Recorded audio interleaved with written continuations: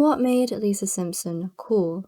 The episode in question was Season 7's Summer of 4'2". It was now the summer of 22, and I was going to find out for myself.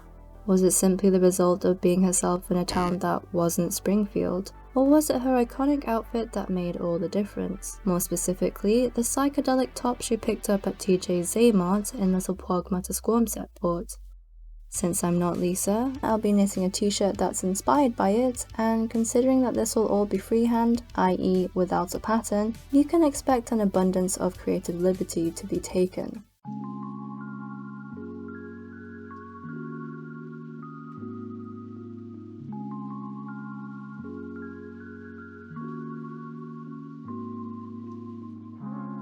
Okay, so it was looking a bit too big.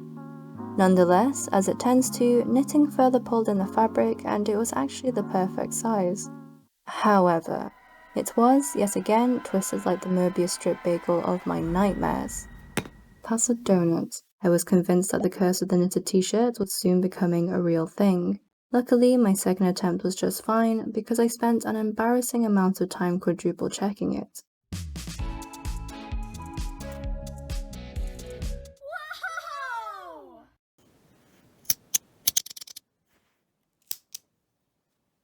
If you've been here before, you'll probably know that this was by no means my first colourwork project, but it was the most daunting at the time, technically speaking.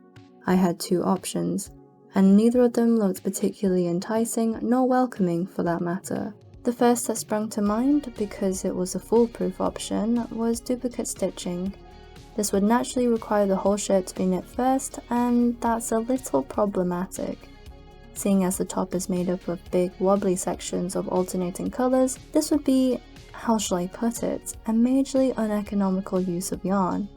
Worse yet, it would take forever times 2. Yes, I chose this yarn weight, and I don't know what to tell you, other than I'm probably going to need to seek professional assistance for my well-being. That meant that the only other option I had was intarsia. Was I familiar? Yes. But there's a big difference between regular squares and cute little motifs versus the unholy psychedelic chaos of an 8-year-old who's just trying to fit in. And as of the release of this video, any and all sampling has still yet to be undertaken. That's it, straight to jail. The surprising thing was that I was really starting to enjoy the whole process. It felt like painting, and the unpredictability was, what can I say, almost as thrilling as Thrillhouse himself. Sorry, I mean thrill. Don't get me wrong, it was in no way perfect. So I'm a bit concerned that it won't drape as well as I'd like it to. As you can already see, the collar has gone from being down here to being up here because, again, there's no stretch. This is where the intarsia started. Maybe I'll take more practice, or maybe I'll never quite get there. We'll see. I was certainly learning as I went along. The great thing was that I could always add colour back in with duplicate stitching later. Everything was going smoothly. I had finally figured things out, and it wasn't half as painful as I thought it would. Oh no. Well, how the turntables. I spoke too soon. One thing that's really standing out is how high the collar is, and I kind of wasn't sure why that was. I thought that maybe because there was like no stretch in the fabric that it just kind of pushed the collar up, and I think that's partly true. But it has now come to light that my German short rows are the real culprit here.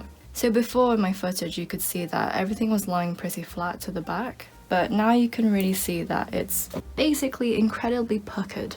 There is a hump where there should not be a hump. Yeah, that's where we're at right now. The truth is, there are several things I'd actually like to change, so I'm actually going to start again because I would just really like this collar to sit down again. The other thing that I'd really like to change is I want there to be more blue. I think proportionately it would just work a lot better. The roughness of the fabric is something that just isn't going to get better. Maybe if I wash it and iron it, that's probably the most hope I have.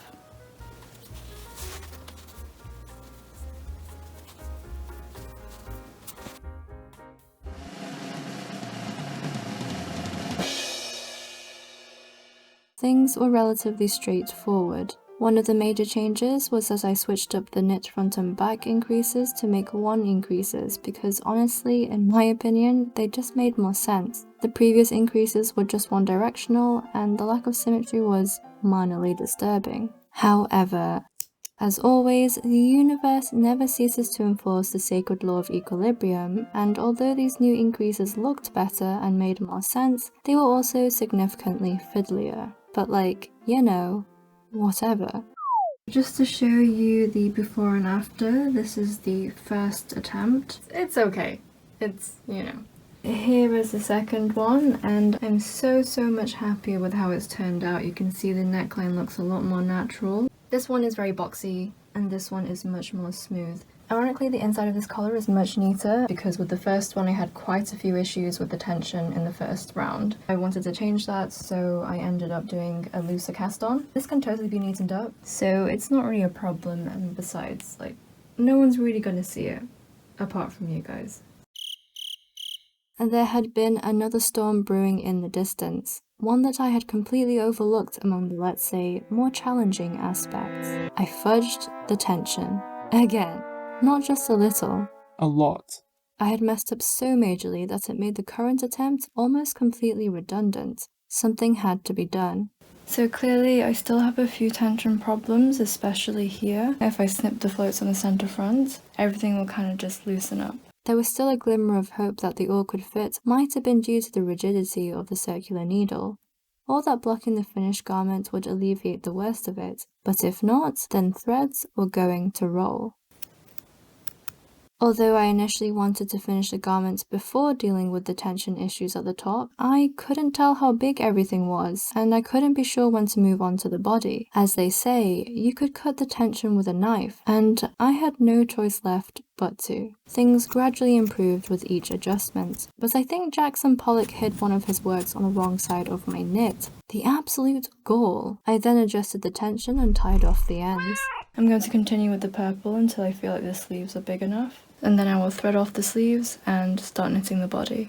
Again, moving forward, I decided to experiment with my carries and primarily loosened the tension, despite the risk of having the yarn show through, because it seemed like they'd come out to play regardless. And then it finally happened. Look, this oversized tee ended up being the size I intended, but far bigger than I ever imagined, if that makes any sense. It was taking an infinity and beyond. Wait, and yes, far be it for me to preach that your choice of yarn, specifically the weight, may make or break your very soul. This time, however, it was breaking my finger. I had to do it. I just had to.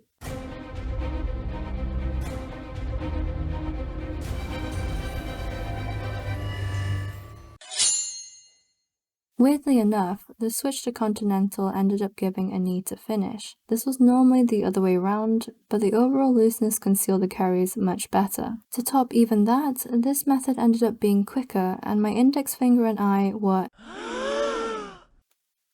I tried to make the curves as irregular as possible, while also avoiding sharp peaks and valleys. I didn't want Charlie Brown on acid. My eyes were finally faltering. Hard. And I was seriously questioning every life decision that had led up to this. Was I determined to finish it, or did I no longer have a choice? Did I really wish I could be like the cool kids? 'Cause all the cool kids, they seemed to knit in. Reinventing oneself was a lot more work than I had ever anticipated. Hours, days, and weeks passed. Soon enough, it was time to knit the hem by folding the bottom over and knitting the live stitches with the inside. Whatever relief I had felt was swiftly blown away by the looming threat of sleeves that must match, while simultaneously mismatching. By that, I mean the structure and stitch count needed to be the same for both sleeves. But the pattern couldn't be identical because I was trying to achieve a casual, organic waviness, even though it was more brainwork and seemed kind of counterintuitive. Now that I think about it, both sleeves also took multiple hours, and there was nothing really different about the process. Well, I experimented a little with the hems, and the larger one was a little more harmonious with the rest of the shirt, so I redid the thinner one. And I was finally done. So did making this shirt actually make me any cooler? Like most things, it depends on who you're asking. Although you could say that the result itself is cool, the process was at times a real hot mess. If we're totally honest, Lisa's outfit probably did at the very least help her muster up the courage and confidence to make new friends. But ultimately, it was being her authentic self that made her friendships genuine. Personally, I loved watching The Simpsons growing up, so to wear something close to what was, for me at least, one of the more relatable characters is pretty cool. But if I've learned anything, it's that if being cool is this much work, then honestly, I think I'd rather